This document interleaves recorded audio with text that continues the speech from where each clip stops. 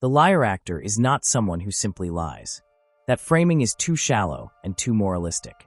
The liar actor is someone who performs belief as a role inside a system where performance itself has replaced truth as the organizing principle.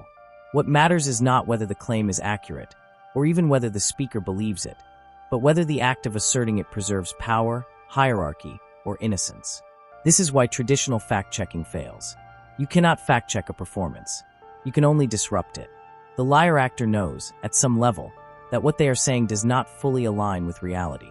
But they also know something more important, that sincerity, repetition, and emotional confidence matter more than coherence. In this system, belief is optional. Participation is mandatory. This is why the word actor matters more than the word liar. The liar actor is not confused, and they are not improvising. They are on script.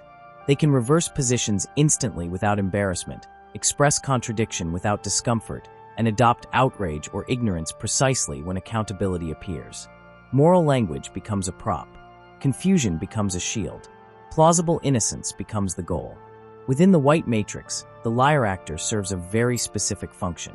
They allow harm to continue without intent ever needing to be acknowledged. If no one meant anything, then no one is responsible. If everything is complicated, then nothing can be confronted. If truth is unknowable, then power remains untouched. This is domination without visible domination. Violence is no longer necessary when reality itself can be acted. This is the refined phase of power. Earlier systems relied on force, law, and open hierarchy. The refined system relies on performance. It produces endless explanations without resolution, endless debate without accountability, endless narratives without consequence. The liar actor is the human interface of that system. Trump did not invent this role. He exaggerated it. He performed it so openly, so shamelessly, that the mechanics became visible. Contradiction was no longer hidden behind decorum. Lies were no longer carefully laundered. They were delivered with emotional confidence and repeated until repetition itself became proof. The system bent to accommodate this because it already depended on performance. Trump didn't break it. He stress-tested it. Some people saw the acting. Others fused emotionally to the actor. This is where MAGA loyalty becomes intelligible. Many supporters are not simply believers. They are secondary actors. They perform belief even when materially harmed. They repeat claims they do not fully believe, not because they are incapable of understanding reality, but because abandoning the role would require admitting humiliation, manipulation, and loss of identity. Emotional coherence becomes more important than factual coherence. Loyalty becomes the performance. This is why conditions worsening does not weaken loyalty. It strengthens it. Leaving the performance would mean acknowledging that suffering was not sacrifice, but exploitation. For many people, that realization is more threatening than economic loss. So the acting intensifies. This framework also explains why contradiction no longer disqualifies leaders. In a performance system, contradiction is not a flaw. It is a feature. It allows different audiences to hear what they need to hear while preserving the actor's central role. Accountability dissolves because no fixed position ever exists long enough to be confronted. Importantly, this analysis is not about intelligence, morality, or race as biology. It is about structure.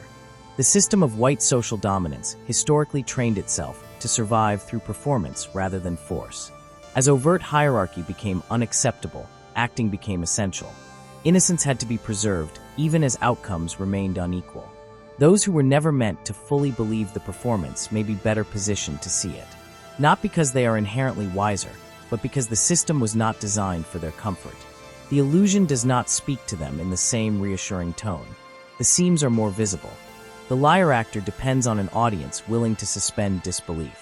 That suspension is the real power. Once people stop participating, once they stop rewarding the performance, repeating the script, or treating sincerity as evidence, the illusion weakens. The matrix does not collapse all at once. It flickers. It glitches. It becomes harder to maintain. This is why naming lies alone is insufficient. The task is not to expose false statements, but to expose the role itself. To show that what is being defended is not truth, but a performance designed to preserve power without responsibility. The most dangerous lies of the last decade were not the ones people believed. They were the ones people learned to perform. Once that happens, reality no longer needs to be denied. It only needs to be acted around. And that is the liar actor's true function inside the white matrix. Not to convince you of a false world, but to keep you playing along in a real one that no longer has to make sense.